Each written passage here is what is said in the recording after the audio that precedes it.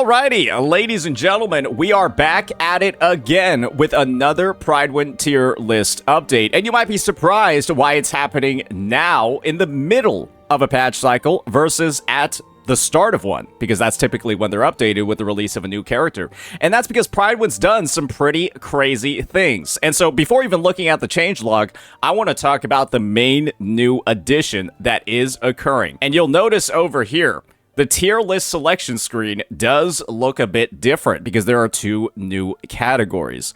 One for characters with their signature in both game modes. And so we'll be diving into all of these in just a second, but to get some context for what we're about to see, of course, we got to get right on into the changelog. So without further ado, let's go ahead and get started with that one. All right, so just kind of going through over here, 13/08/2025. If you're not in Europe, I'm sorry, that looks a little bit confusing. As announced previously, we finally added separate tier lists that takes into account R1 limited weapons. You just need to pick the right category. We saw what it looks like. Additionally, we're introducing the influence of sequences on 4-star characters in the form of a tag. More information on this below, along with who's impacted by limited weapons and a few tier list changes we did on both tier lists as a revision. Overall, this is a pretty lengthy changelog, so be aware of this. So we're going to be spending quite a bit of time talking about all the stuff in here, but don't worry, we'll go in depth. So first things first, there's going to be a new tag for S0 4 stars.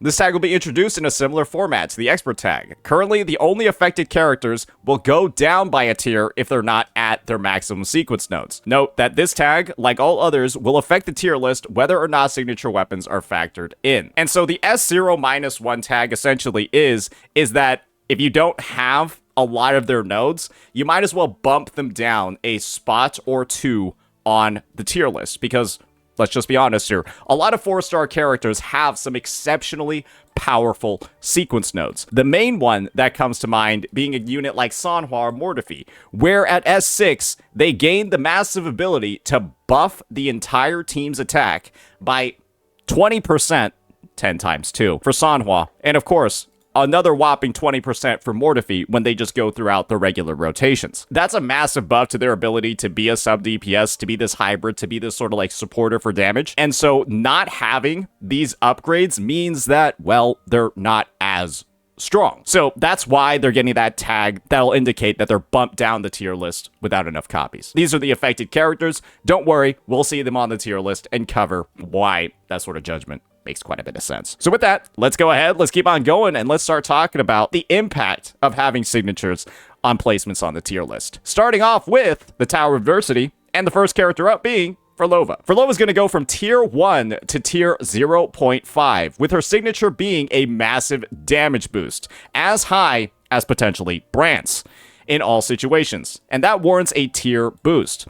While we're at it, DPS Brandt's rating is not impacted because his signature competes closer to alternatives when doing double Forte main DPS rotations. So I think that this part probably could have just belonged in the Brandt category, but I think this is because Brandt is actually a DPS as well on the left-hand side of the tier list. And so we'll cover that individual placement later. It's just, maybe they just should have put an individual category for him because it's a little bit weird that it's in Frolova's. Next up, Havoc Rover. With the tier list that's incorporating signatures, R1 weapons, Havoc Rover is actually bumping down. They don't perform at the same level as other characters. Their rating is fairly high without signatures, mostly because their performance is not reliant on it. However, as other characters acquire their signatures, Havoc Rover's performance falls behind. And that's pretty cut and paste, right? It's pretty simple. Because Havoc Rover is a unit, right, that is actually very, very, very strong, but that's because they have a lot of free stats kind of like built into their copies. The main one being this 25% crit rate increase. And so having that available and then having, you know, something like an Emerald of Genesis available means that they're going to be a very well-rounded, overall powerful unit. However, Emerald of Genesis isn't like, when you look at the damage bonuses that it provides, this is just a 7.5% attack times 2. At R1, it's 6%. You look at all the other weapons, and they're like, well, these are some pretty, way bigger damage bonuses that are, like, available over here. This has, like, a 12% attack buff at a baseline, and it's just Havoc Rover does every single damage type. They do Liberation, they do heavy, or not that much heavy. They do skill, they do basic, they do all these different types, right? And so these kind of like tailored weapons that are focused around a specific damage type don't end up working out too well for them. But when you do run them on Blazing Brilliance, you do run them with like a Shorekeeper. You can run like a double crit damage. You can run a crit damage 4 cost and then this crit damage weapon as well. And that can be something that kind of like scales them into like the late game. But at the end of the day, it's not too much of a gap. And so their ceiling as a unit isn't as high as other characters because of how general the damage is in their kit. And it makes sense. So that's going to explain their replacement, why they're dropping. Now let's get into some of the other characters and how they've been elevated. Starting off with Brant, as a sub-DPS hybrid, is going to go from tier 0.5 to tier 0 with their weapon. Brant is a powerhouse thanks to the huge boost his signature provides. Very similar to Frolova, but particularly in the hybrid role in his case, where he does damage and then also buffs other characters. It boosts his sustainabilities by providing a bigger shield and healing, as well as being a massive damage boost. His performance spikes up to tier 0 thanks to his huge damage, particularly with Changli and Lu Pa in the fusion team, as well as his ability to provide lots of extra sustain for the party thanks to the ER that his signature has. And let's just be honest here. Brand is a character that wants a lot of ER, and this weapon gives a lot of ER. And there's simply not any other swords in the game that give close to as much ER, with the closest competition being Bloodpack's Pledge, but it only gives half of what his signature does. And then, of course, you can also use things like Overture, but their base attack is really bad, and then they don't have an actual effect in combat that will help them at all. This is no damage boost at all. So yeah, that's going to be why Brant is moving up. It's because his signature provides a relatively good blend of stats that no other weapon can honestly do. I would dare say it's not even the weapon effect that's really putting this out there in front as the craziest thing ever. It's the weapon effect combined with the 77% ER. And it's just simply unfortunate that there aren't that many other great options, because if there was something like a Overture where it had this stat profile and then an effect that actually did some sort of damage or provided some sort of buff that wasn't Concerto, then he would be a lot more, he would feel a lot more usable without a sig. But he still performs with the OG. Now let's move on to Sanhua. She's going down. When characters have their signatures, Sanhua is going to be bumped down from tier 0 to tier 0.5. As limited characters acquire their signature weapons, Sanhua's performance gets closer to theirs. She isn't any worse, but she doesn't get better, while other characters can start competing with her or outright start outclassing her. Rosia in Camellia teams, Lupa in Encore teams, Chikona and Phoebe teams, etc., which takes her performance out of tier 0. Let's just be honest here, right? The reason why Sanhua is in tier 0.5 instead of tier 0 is because Sanhua, I've said this before and I got in trouble with it for some reason, she doesn't really do damage. She does an absolutely insignificant amount of damage, and so she's basically like a walking outro skill. And all of these other limited sub-DPS hybrid characters that we're talking about, right? The reason why she's getting bumped down, they actually deal damage. They're more than like 5% of the team's damage, like Sanhua's is. And so as a result, that's where performance starts getting edged out, because everything in her kit is like perfect, great, usable, except her damage. And that's the main differentiator that's bumping her down. Dan Jin, going for tier 1.5 to tier 2 in the sub-DPS category. Similar reasoning to Havoc Rover and Sanhua. She doesn't benefit much from limited weapons, and other characters start outclassing her when limited weapons are factored in. I think it's fair to say, right? Like, Dan Jin's good, don't worry, but she's not like the best-in-class option on pretty much any situation, especially with all the new Havoc support that's come out. Now we got Mortifee.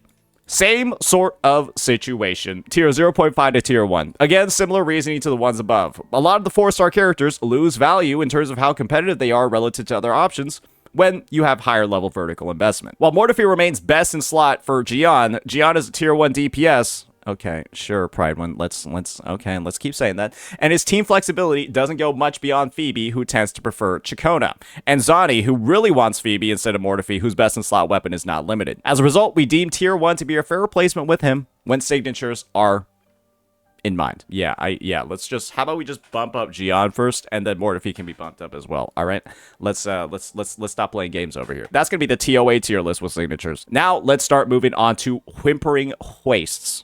with signatures. Frolova, tier 0.5 to tier 0. Exact same reasoning as ToA, only that Frolova's kit is more effective in WhiWa than ToA. I would dare say that Frolova, based off of her after sound mechanic, let me just go ahead and find it. Frolova essentially builds up this resource called after sound in her kit every single time Hikari does an enhanced attack, which is triggered by her teammates using an echo skill. And what after sound does is it buffs the damage, it buffs the motion value of her very strong Scarlet Coda. You can see over here, damage multiplier increase per aftersound. And aftersound also gives her critical damage as well. And so you get a mix of the motion value of one of your biggest nukes increases the longer you fight, plus you get more crit damage the longer you fight. And when in Whimpering Wastes, you have to fight for 2 minutes. It can't be like ToA where the duration of the fight gets shorter the more damage you do. The more damage you do in Whimpering Wastes, your time doesn't go down. And so as a result, I kind of think she's just tier 0 regardless because of the nature and the design of the game mode. It is full duration every single time, and so she's almost getting always full value out of aftersound, and it's doing quite a lot. My point of view is she should just be tier 0 regardless, and I don't think she even needed to move at all because I've also tested her without her sig and she's still kind of ridiculous. So yeah, exact same reasoning as ToA, blah, blah, blah. I think she should have just been tier 0 anyways. Cantarella. Hopefully some people will like this. Cantarella, tier 1 to tier 0.5. As discussed in the previous changelog, Cantarella's performance in WhiWa is further boosted on the limited weapon tier list, not because of her own limited weapon. It's much more because Frolova's really good in the game mode, which means that when Cantarella does have that damage boost that her signature has, and she's combined with Frolova, that's going to boost Cantarella's rating. But the thing is, I think just Cantarella, if she's going to be used with Frolova anyways, and that sort of like best in slot team is already in mind, I think Cantarella's just tier 0.5 in WhiWa, regardless of SIGs, because she's on the Frolova team. And Cantarella right now, or Frolova, is reliably the only character where without a gold token in Whimpering Wastes, I feel like I'm not dying, basically. Because this unit seems like the only one, like even if you're using like a Camellia or a Gion team in Whimpering Wastes, you're getting like scores of like 2,000, potentially less. If you're like, and if you're playing super sweaty, you might get a 4.5k on both sides. But this character just like gets 3k, 4k on her own in her team on one side. And it's just sort of like, it's like night and day compared to using other units. And that's without her on the gold token. That's just from my personal experience. So my point of view is basically Cantarella Frolova should just be tier 0 and tier 0.5 because of their baseline performance. I don't even think they need signatures to get those results. But that's just my take. Now we got Sanhua. Tier 0 getting bumped down to tier 0.5. You can probably imagine it's going to be similar stuff all around. While Sanhua remains a force to be reckoned with in teams like Camellia's, with signature weapons factored in, Rosia undeniably starts outclassing her by a lot. And her team flexibility mostly applies to characters that aren't that good in Whimpering Wastes when we're talking about Sanhua, which makes her performance dwindle slightly as a result, but she's still good because her rotation is incredibly fast, and, you know, that's always going to help. Now for Danjin, kind of same reasoning over here. As Danjin doesn't benefit much in terms of damage from having limited weapons equipped on her, this causes her to be more and more outclassed by higher options. You can see what's going on. Because the power levels are rising across the board because of signatures, the characters that don't have signatures are getting bumped down. These are just the most notable examples of it. Yang Yang, similar to Danjin, only real difference being that her grouping is starting to get outclassed by better buffing options as well. Yang Yang's grouping has become less and less significant as the time of the game and the age of the game has gone on, because there are a lot more characters with like built-in grouping, time stops, CC, all of that are making her feel less and less necessary. But she's free, and, you know, most of those grouping options are unlimited characters. So she's still always going to have a use case, but some people might not have much of that use case anymore. Jiajin, tier 2 to tier 3. Jiajin is in a very similar position to Yang Yang grouping-wise. It unfortunately won't be long until she drops to the bottom of the tier list without limited weapons as well. The more grouping options that release, the less useful she is. And Jiajin is so slow and has so little grouping on a regular availability because it's on her liberation, well, it's a little bit rough. So, yeah, I think tier 3, tier 4, wherever you want to put her, that's going to happen. She needs a rework immediately. Her, Alto, Yanwu, Taochi need reworks immediately. Now let's keep moving on and take a look at tier list changes in general. We've covered everything when it comes to the new classifications with signature weapons. Let's just look at overall updates. For Tower of Adversity, Chakona DPS is going down from tier 1.5 to tier 2. Yes, Prydwen has a ranking for her as the main DPS on the team. And by that, I'm referring to a team comp that like literally looks like, don't ask me why I'm showing it. It literally looks like this. And what she does is she like spams her jump attack cancels and then like spams her forte. And it's like you can do it, but I guess they're simply recognizing it's kind of bad. Anyway, so yeah, it's gonna be in tier 2. Chakota as a DPS in Tower Adversity is a playstyle that was definitely overestimated at the time of her release due to how many stage buffs are in her favor. I think I've been saying it was shit from the start. Anyways, in Whimpering Wastes, the playstyle still genuinely scores amazingly well. However, the damage required to perform in ToA doesn't really warrant her a spot in the meta characters. You can do it if you want, but it's not going to be good, right? Particularly when compared to her hybrid sub-DPS performance, especially in the Kartithia and some of the Spectrofrazzle teams. That said, for what it's worth, it's better to use her than Ling Yang. Just take her out of the list. Like, it's such a niche build that no one's gonna use. Just take her off the fucking list. like, this is the thing. The reason why I'm saying to take her off is because, like, theoretically, Gusts of Welkin is actually, like, not the right set to be using on her. If she's gonna be the DPS, you actually want her on, like, Windward Pilgrimage, because, like, you can just read it, right? Windward Pilgrimage gives you the same arrow damage bonus, but then 10% crit. But it's like, if you're putting Windward Pilgrimage on your Chakota, I'm not gonna lie, bro, you've kind of lost the plot completely, if that's ever even occurring in the first place. It's just such a, like you're making a second set for her or something like that. It's just kind of like a waste of resources. Just put her on Gusts of Welkin and call it a day, and then never play her as a main DPS. That's my point of view on it, because then otherwise it's like, you want to optimize. It's a fucking disaster. Moving on, we got Yo-Hu. Tier 2 to Tier 3. Honestly, we did want to bump Yo-Hu down to Tier 3 in the last update and just forgot. Don't worry, everyone's forgotten about this character as well, except for Rexlin. Yo-Hu has practically no uses in the current meta. That's probably why. Due to no characters doing enough coordinated attack damage to earn her a position on any team. We tested it. And even if you have coordinated attackers are on your team, it's just better to use Baisha instead. Hence, she's going down to Tier 3. Yeah, this character sucks ass. She's so fucking bad. She's straight up, she's so bad that I think I have all of her sequence nodes. I've just simply chosen not to use them, and she's level 20 out of 40. Because she doesn't do anything. She's like, the regular supports are better at buffing than she is for the damage type that she focuses on. That's pretty much all you need to know. Now, moving on, we got Rosia. And this one's going to be a tough pill to swallow for some people out there. Rosia's jumping down from Tier 1 to Tier 1.5. This change only applies to the R0 tier list, but Rosia becomes much harder to justify at R0 on any team that isn't Frolova.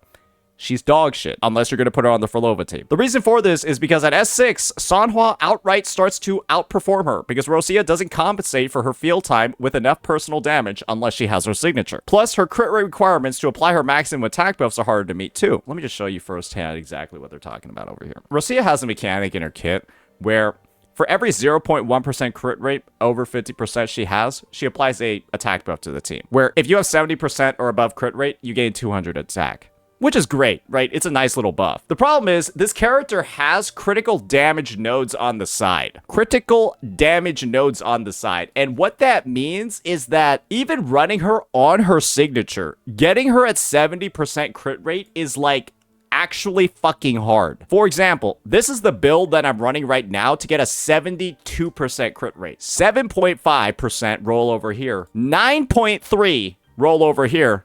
9.3 again over here, 10.5, and a 6.9, and I'm at 72.8. You also need 130% energy recharge on this unit. So you want, on average, above an 8% on your crit rate rolls, closer to 8.5% average, plus 10% ER rolls. You factor all of that in, and this is, without a doubt, to get her full buffs. She is one of the hardest to build characters in the game. Straight up. It's a legitimate nightmare. Most people end up just using a crit rate forecast, and they just run her when she's at, like, you know, like maybe 80%, 230% critical damage.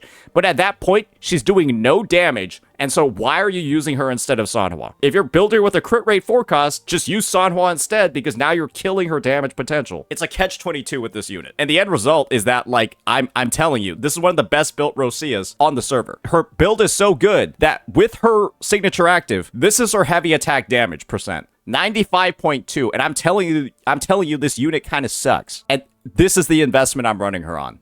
She's kind of bad. Then you also factor in, without her S1, where she gains interruption resistance while doing her combo, she's an absolute bitch to play as well, because she'll get hit out of the air from, like, getting, like, a light breeze. And then you gotta actually reset the ToA stage, because her entire rotation is ruined. There's a lot of stuff just wrong with her. She has to be, in my opinion, the worst designed 5-star limited unit in the game. Like,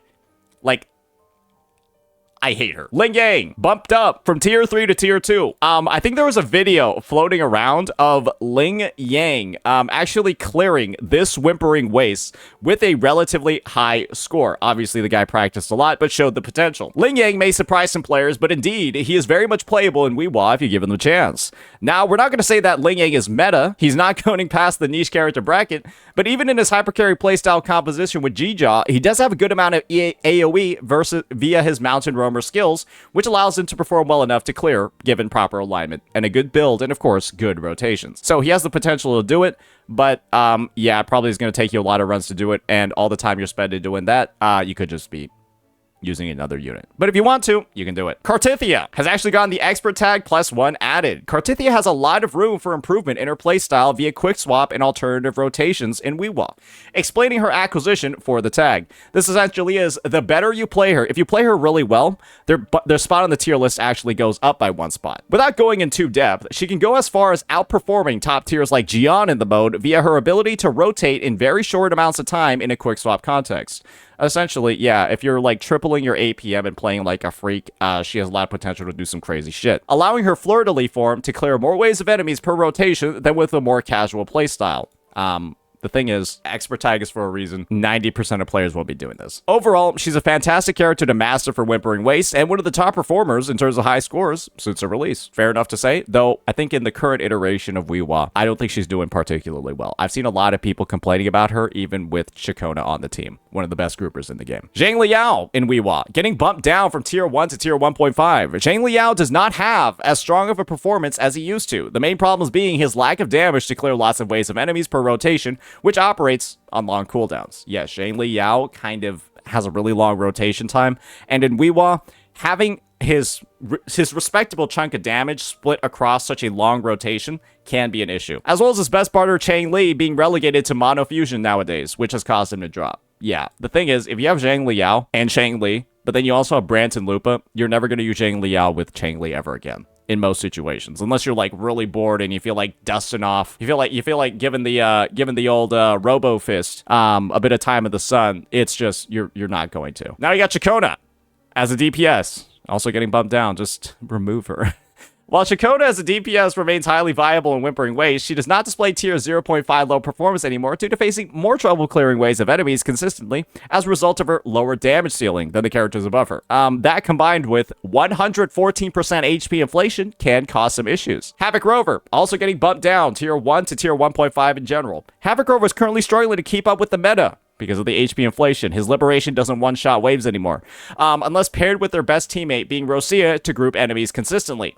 Even still, in such situations, mobile enemies cause a lot of problems and, well, requires a lot of resetting, and that's just not really fun. And with Rosia, I can imagine that the combination is a lot better, but Rosia in that situation is probably going to be used on some other teams, right? Yang Yang, tier 1 to tier 1.5. Yang Yang is also, unfortunately, beginning to fall out of the WhiWa meta in the face of enemies with more HP. More DPS and hybrid characters getting grouping and stunning in their own kit, which diminishes how helpful her grouping is, because her CC, while respectable, isn't even close to the best in the game.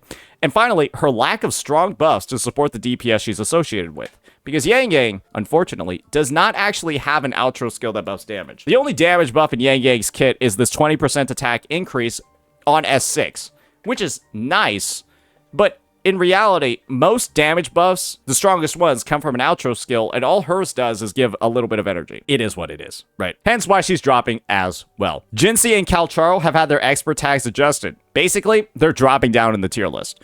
Her expert tag +2 is now a +1. Same for Calcharo. This essentially means even if you're playing them like a freak, they're not performing as well as they might have in the past. And so that means that you can only bump them up one spot in the tier list versus 2. That's a lot of changes. That's a lot of stuff that we've just covered. That's all of the changelog. Now let's start getting on into and actually looking at this tier list. I know that was a long one. Let's get it going. This is what the tier list is looking like over here. Just making sure that my screen is looking solid. We've already taken a look at this tier list plenty of times, and the only movements that have been made, I think, have already been clearly called out. It's like Chacona getting bumped all the way down to here, and I think Yohu getting bumped down as well. I don't think that there's too much for us to take a look at in terms of the tier list without signatures. The one thing that I will talk about is this S0-1 tag, because that's the new one that we said we were going to explain before. And this just essentially means if you don't have her at S6, she's a tier 0.5 unit. If you don't have Mortefi at S6, imagine he's like a tier 1 unit. So on and so forth. Aside from that, though, I don't think there have been any meaningful updates since the 2.5 initial tier list, and we've already gone over the relevant changes, which is like, you know, a couple units or two getting bumped around. So now let's take a look at what it looks like with signatures in the ToA. And so what you're going to notice over here is that, well, not a lot of it looks particularly different. The main movements that are actually occurring is that all of the 4-star characters have essentially been bumped down, and a couple of 5 stars have been elevated. And you'll notice that the free options as well are also going down like Havoc Rover. The thing is that having signatures in this game, Prydwen is still trying to actually delineate and differentiate between the different units.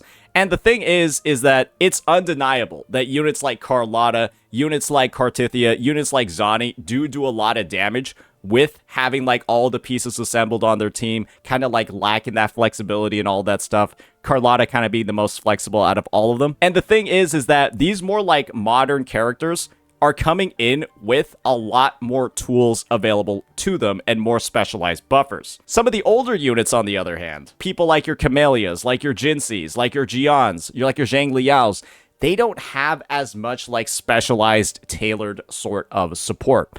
And so the end result is kind of like not much movement overall, just the elevation of a couple of units. So let's just talk about sort of like the standouts in all the categories and then kind of move forward and get on into the Whimpering Wastes one. We've already talked about these 3 units. They perform exceptionally well, but you do got to make sure outside of Carlotta that they do have kind of like the team assembled around them. And the unfortunate part about the performance of these 2 is that they both require Rover to be able to function at their full capacity. Where Zani's best team involves using her with Phoebe and Spectral Rover, and Cartithia's best team involves using her with, well, Arrow Rover.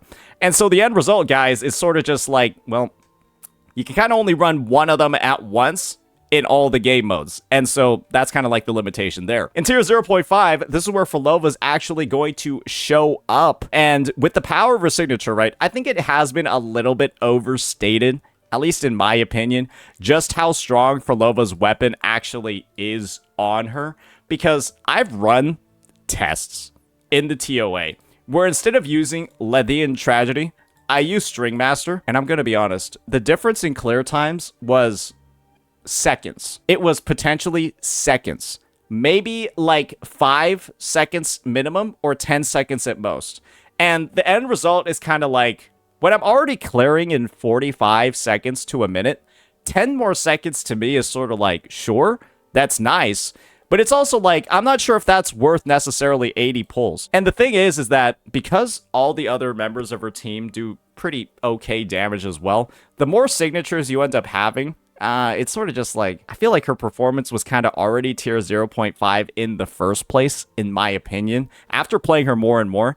But, you know, maybe it's just her WhiWa performance rubbing off on me a little bit too much. All these other characters over here with their SIGs, aside for Frolova, I think it makes sense. Camellia is naturally, obviously, very strong with her signature, but her buffers are sort of just like, Rosia's like her premium buffer.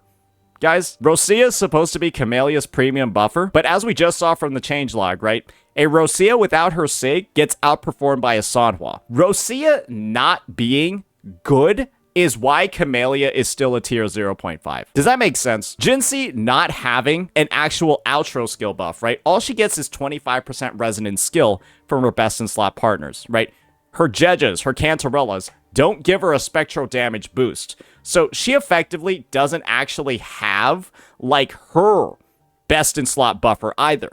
And so it's kind of like these two, they're kind of in tier 0.5, not because of them, but because of the lack of a teammate that like really hones in on what makes them good. Phoebe, on the other hand, she's got all the teammates that she can possibly get, right? With the Spectre Rover debacle. But the thing is with Phoebe, guys, she has a lot of CC. She's very simple to play, but she's kind of like Zhang Liao to me. Safer to play, a lot of utility, but they don't really do that much damage, at least relative to some of the other characters on this list. Moving on to the tier 1 DPSs, we've got Brant, Encore, Jian, and Zhang Liao with their signatures.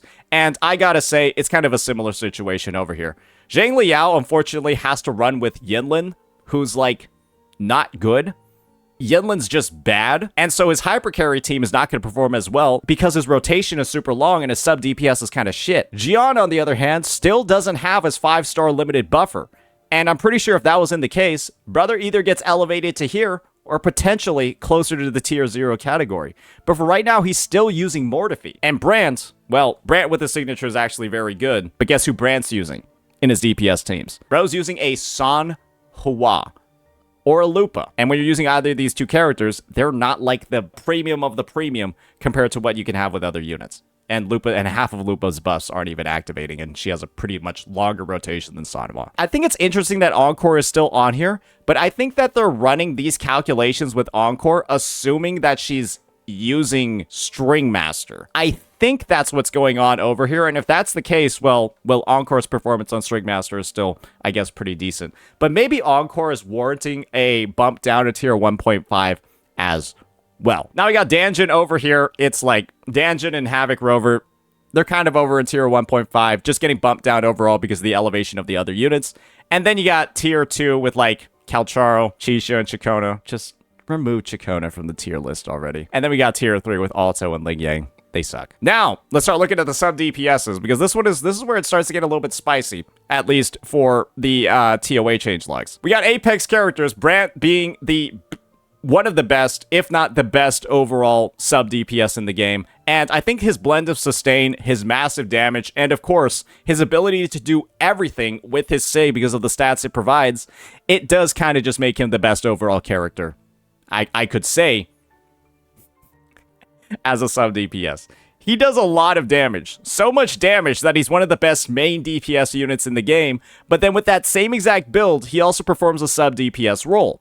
And the guy is just, in my opinion, one of the most valuable units in the game because he can actually be used on a lot of teams in a lot of different roles. Chikona, on the other hand, is a lot more specialized, right? She's focused entirely around supporting Kartithia or being used in like this weird sort of main DPS role. And she does it exceptionally well, but it's like you use her on any other team and she's a little suspect. Phoebe, very similar to Chikona, sub DPS for Zani. And if you're using Confession Mode Phoebe on any other team, she's tier 5. She's below tier 3 on this list. She's in like a secret like category over down here that's like dark green if you're using her on any team that's not with Zani. I feel like, and I've always had the perspective of, and you can say this across all of the tier lists, I've had the perspective of that being this selective in how usable you are in a role and only being usable with one other unit, in my opinion, warrants bumping down on the tier list. Jeja being flexible enough to be used with a Jinxie team or a Carlotta team in my opinion, is something that warrants her being tier 0 because it's a strength that she possesses. These guys only being able to be used with one unit or kind of sucking ass, I view it as a weakness. But naturally, maybe they're only looking at it from like a character's full strength, but just something that I feel like should be called out. Now we got tier 0.5. We got Changli and Lupa. I think that this is an accurate representation where Brant is, out of the mono fusion team of 3 sub DPS units, Brant is the best out of the bunch. He is the best out of them. And I think most people, if they ran the team, they ran it with signatures as well, they can come to that same exact agreement. Because Lupa with her sig is kind of like, well, her damage output is almost exactly the same because she doesn't really do damage. And Changli with her sig is also like, Emerald of Genesis is already so good on Changli, it doesn't really matter. And then Sino is just getting bumped down because everyone else is getting bumped up. Now, we got some other bumps occurring as well. I think that Cantarella, potentially depending on her performance, especially with Frolova as well, could potentially be bumped up to tier 0.5 with her signature. Her signature does provide like that defense ignore and makes her personal damage actually pretty significant. A much bigger upgrade compared to some other options that are going to be available. And so maybe that's something that can be explored more in the future. Maybe we just have to wait for a bit less of a shield TOA to really be making that take. But I think that's something that can potentially happen. Morphe's just bumped down because all the other units are going. And then Rosia is just dog shit. Even with her 6, she's tier 1 because she's just over here getting interrupted by a light breeze and her rotation takes fucking forever. Spectral Rover. I think you can run them on like Blazing Brilliance. You can run them on Eternal Radiance set. You can do some fun stuff with this unit. I know a lot of people run them on Rejuvenating Glow or Moonlit Clouds. I actually like running them as like a dual DPS with Eternal Radiance. And so you have an upgrade option over there with actually using Blazing Brilliance on there. And I think I mentioned that for the Havoc Rover category as well. And then this is probably where we're going to be finishing up the analysis over here and then kind of speed running the rest. We got Yinlin over in tier 1.5 with her signature. A lot of people thought Yinlin was going to be bumped up because Stringmaster is so good. But Yinlin's kit is so bad that even Stringmaster can't bump her back up compared to the levels of other characters. I would dare even say that like Yinlin and Rosia are kind of in the similar category. And I think the only reason why Rosia is not in tier 1.5 as well is because Rosia operates on the Frolova team. While Yinlin, she works with Zhang Liao, kind of only. And of course, Calcharo. And well, the teams just really aren't doing as well anymore as they used to. So, unfortunately, she is the worst limited unit in the game. I think most people can agree with that if you've actually taken the time to play her and use her, and then you've seen how all the other characters play. She is the worst character in the game. And there's really no moving on, no really defended that one at this point. For everybody else on the list, they haven't really moved at all relative to the other tier lists. The thing is, you're kind of not using any of these characters in the TOA unless they're budget options. You're using Dan Jin if you don't have Rosia or Cantarella, right? You're using Tao Chi if you don't have Jeja. You're using Yang Yang if you don't have Jeja. And so it's kind of like, those are the situations, those are the placements. I think it's fair. And then you're just never using these units. So that's that. For the sustain and support list, nothing has changed. Yep, Shorekeeper and Verena are broken and really good. And then everyone else kind of sucks.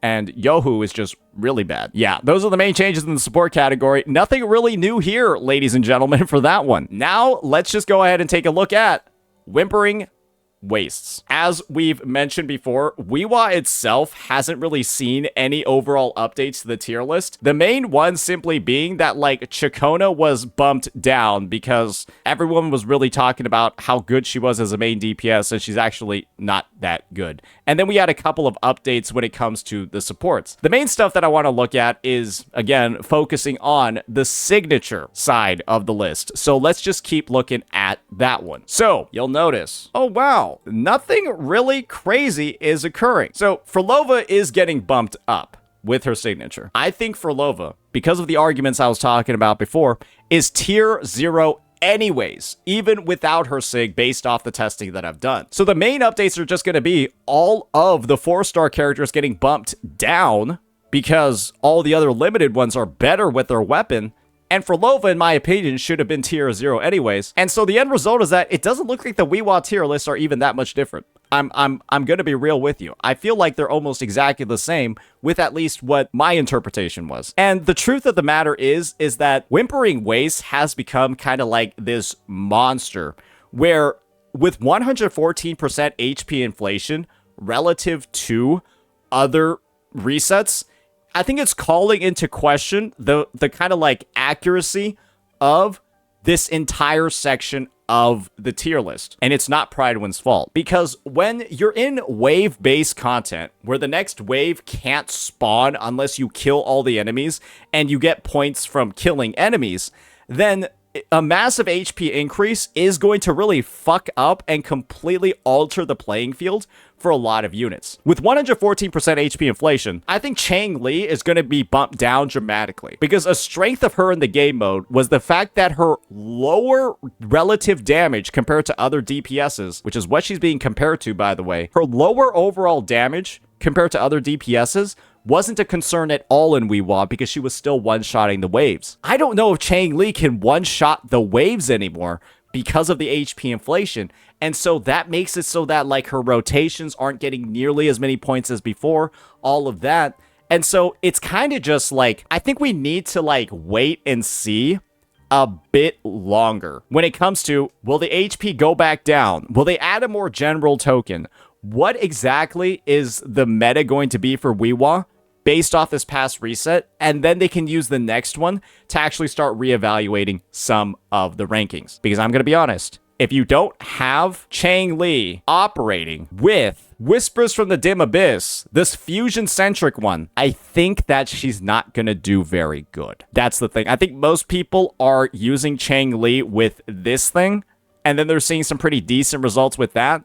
But I think if you're using, like, some of these purple ones down here with the 114% HP inflation, I think you're going to have an issue. Camellia's Ephemeral is not one-shotting the one-cost mobs. I am hitting 170k on my Ephemeral, and it's not one-shotting the small mobs. Your Changli is not dealing this much damage with any of her fucking abilities, okay? She cannot deal that much damage in a single instance. These mobs used to have, like, 80k HP. 90k HP, and now they have 180. So Changli, to kill a one-cost wave, low-key kind of needs to use her, like, full burst rotation for one costs. Guys, a fully built Changli is doing like 40 to 50k on her forte, okay? Maybe 50 to 60k.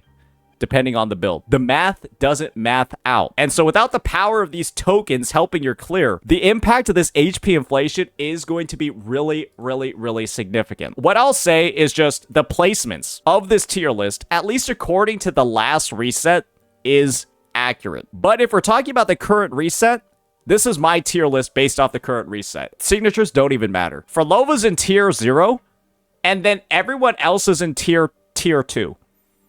That's what it feels like as a main DPS right now. It's Frolova tier 0, and then every other character in like tier 2 or 3. That's based off testing a lot, because I'm getting some absurdly dog shit scores unless I am using this unit. And the only reason why this unit, again, doesn't feel like shit when everyone else does is because of her basically infinitely stacking mechanic, and the fact that as it stacks more, she gets crit damage, and then also an 82.5% multiplier increase at the same time. And the end result is that she's one-shotting everything the longer she keeps fighting. And so it's just, yeah. I think that, at least when it comes to main DPS, that's how I'm going to summarize the category. The difficulty with that HP inflation has gotten ridiculous to the point where, again, nobody's doing well except for this unit.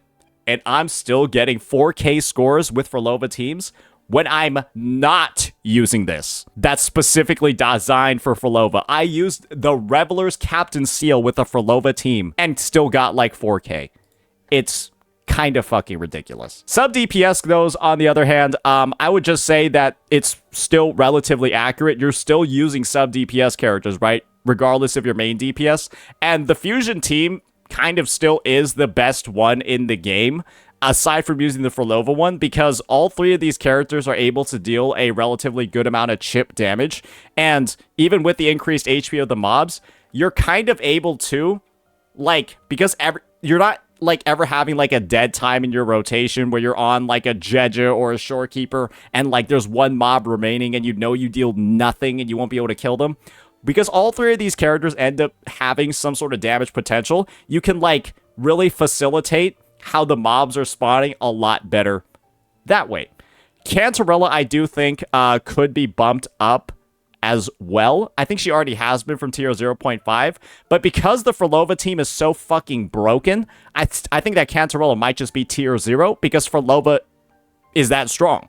Like, if you're Frolova's best teammate and she is the best character, maybe you're naturally the best sub DPS as well, right? Because we're using that logic in the ToA to put Confession Phoebe up here because, like we said, right? It doesn't matter how bad she is on other teams if she has one really, if the best team in the game ends up using her.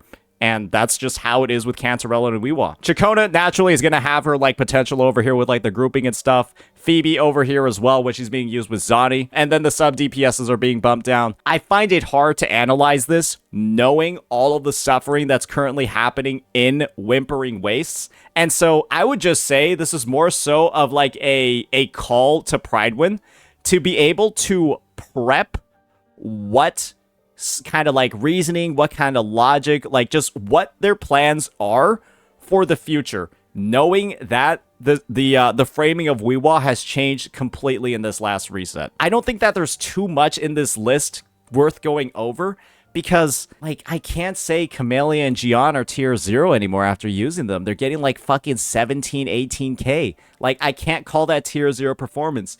You can use 2 tier 0 teams in WhiWa with gold tokens. You'll get like 2k. You'll get like 4k total and you won't get the full rewards. I would say this reset has kind of like really soured how I can like view this tier list. And it's just like, I'm waiting to see what the action is on Kuro's end. Because otherwise, I think the entire thing kind of needs to be reworked. And again, it's not Prydwen's fault. I think it's Kuro's fault for making that all happen. I guess the one thing that we can look at is the support category. And we could just break down that, yeah, Verena and Shorekeeper are still the best supports in the game. So, and everyone else is just kind of bad.